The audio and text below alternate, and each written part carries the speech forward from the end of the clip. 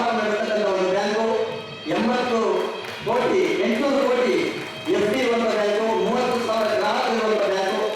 ಅದನ್ನು 17,000 ಒಂದು ಸಾರಥ್ಯದಲ್ಲಿ ಮಯ್ಯ ಅವರನ್ನು ಬಹಳ ಸಮರ್ಥವಾಗಿ ನಡೆಸಿಕೊಂಡು ಬರ್ತಾ ಇದ್ದಾರೆ. ಆ ಸಾಧನೆಗಳನ್ನು ನಾನು ಆರ್ಯವಟ ಅಂತಾರಾಷ್ಟ್ರೀಯ ಪ್ರಶಸ್ತಿಯನ್ನು ಪಡೆಯಲಿದ್ದಾರೆ.